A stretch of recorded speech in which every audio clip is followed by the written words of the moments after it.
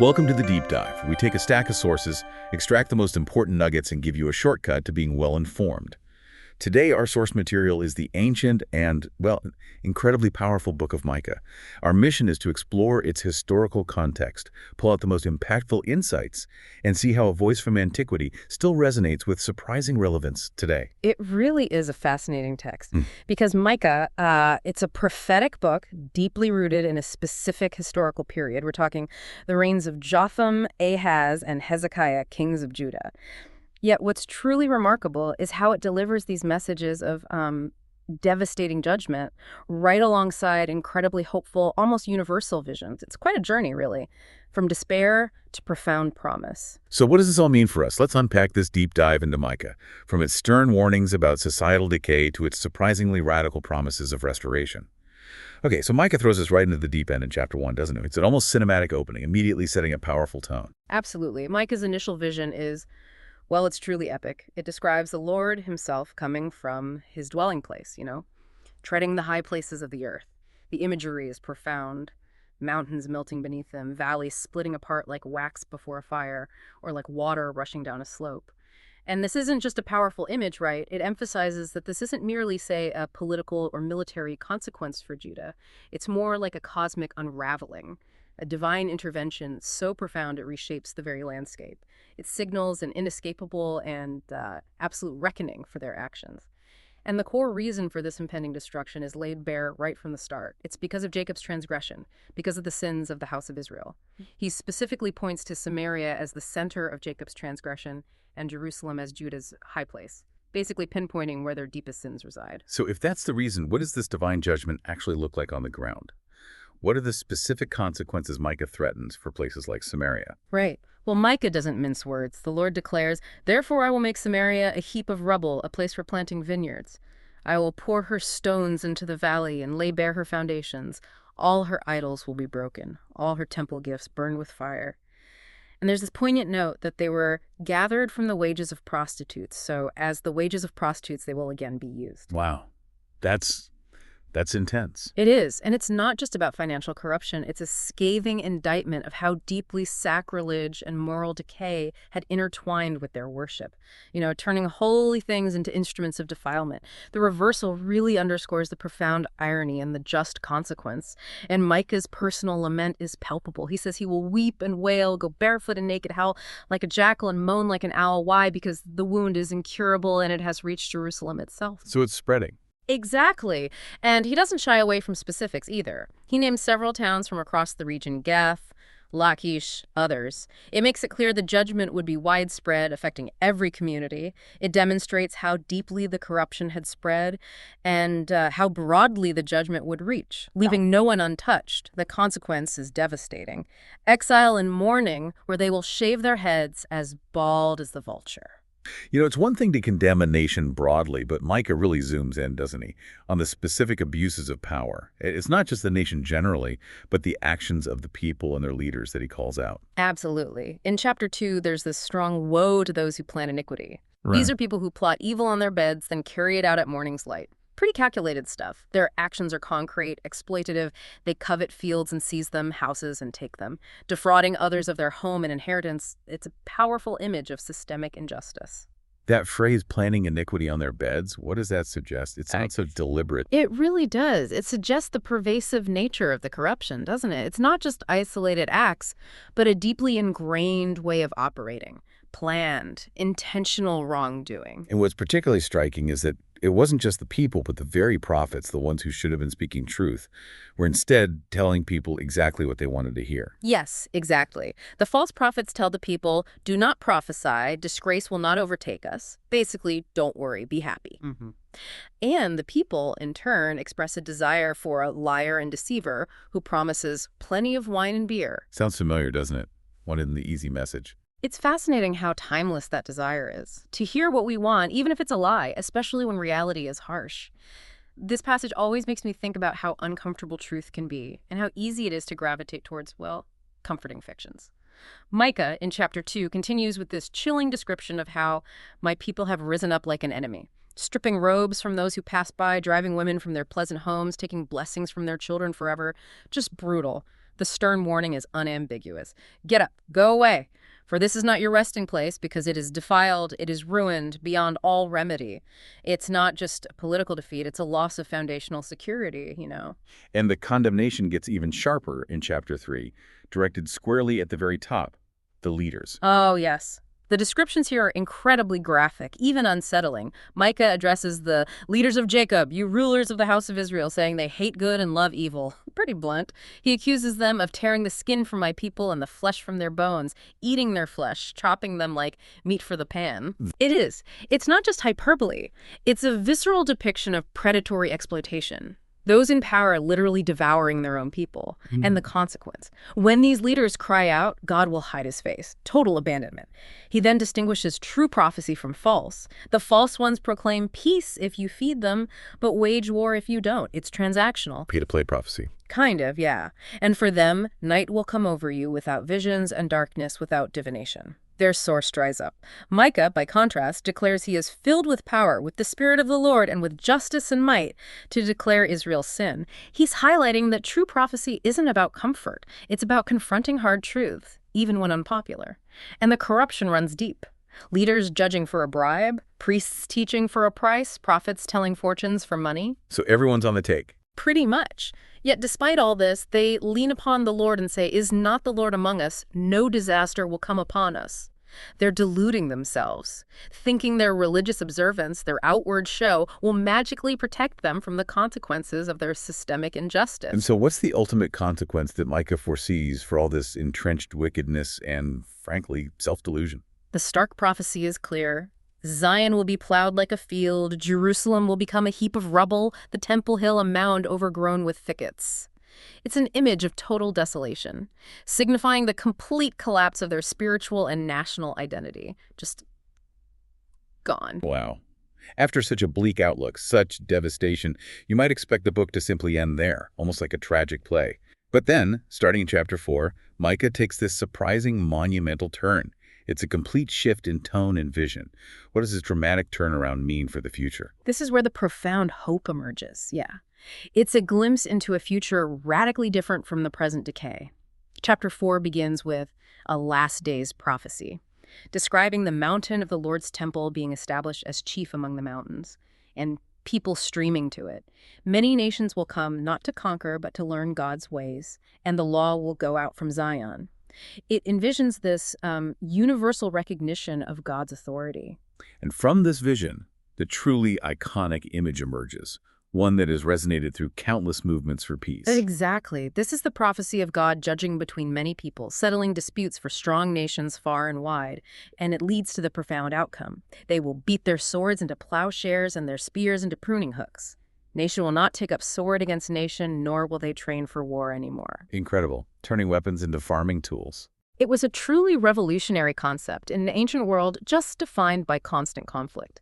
It's not just the absence of war, but a radical transformation of purpose, turning instruments of destruction into tools of creation, of sustenance. It speaks of universal peace and security, where every man will sit under his own vine and under his own fig tree, and no one will make them afraid.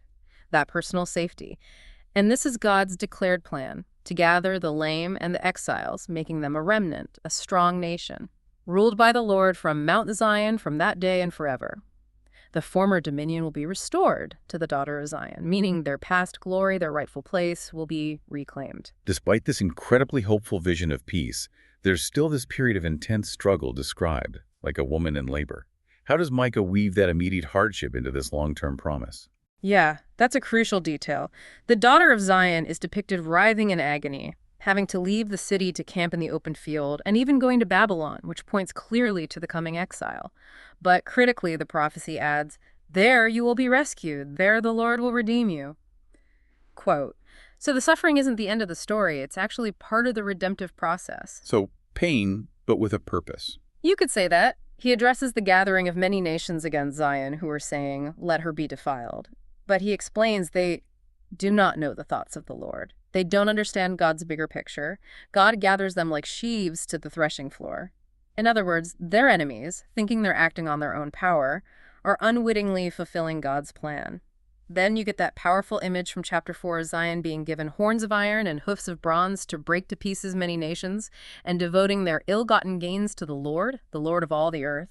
This shows Zion will ultimately be empowered, will overcome its oppressors. Then, in chapter 5, we see the immediate threat of a siege.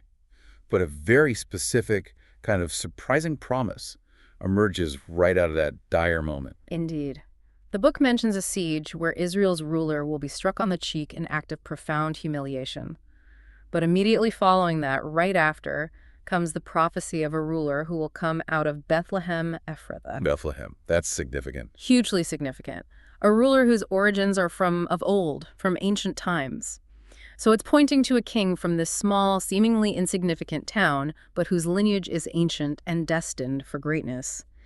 Now, Israel will be abandoned, it says, until the time when she who is in labor gives birth, that image again after which the remnant will return. This ruler will stand and shepherd his flock in the strength of the Lord, bringing peace and security, and his greatness will reach to the ends of the earth. It's a global vision. Wow. And what about immediate threats, like the Assyrians? Right, the prophecy addresses that too. It talks about future deliverance from the Assyrian invader by 7 shepherds, even 8 leaders of men who will rule Assyria.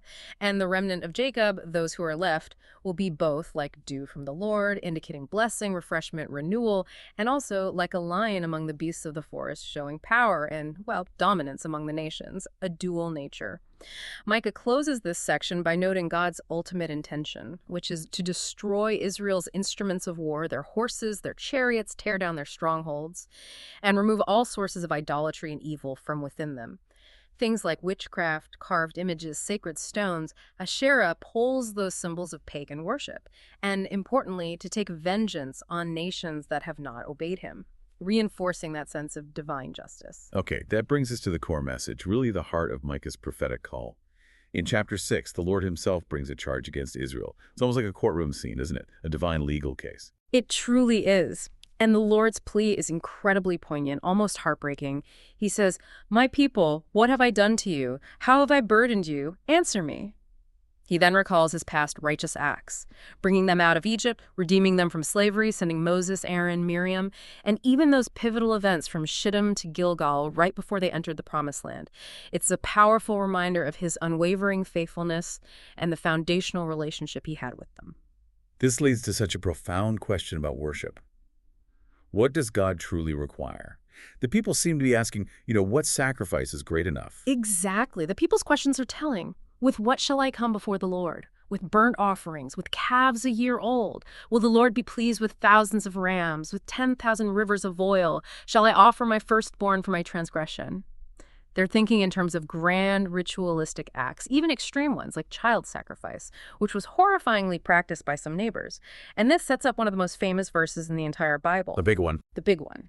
The answer shifts focus dramatically from external ritual to internal character. It's clear and direct. He has showed you, O man, what is good, and what does the Lord require of you? To act justly, and to love mercy, and to walk humbly with your God.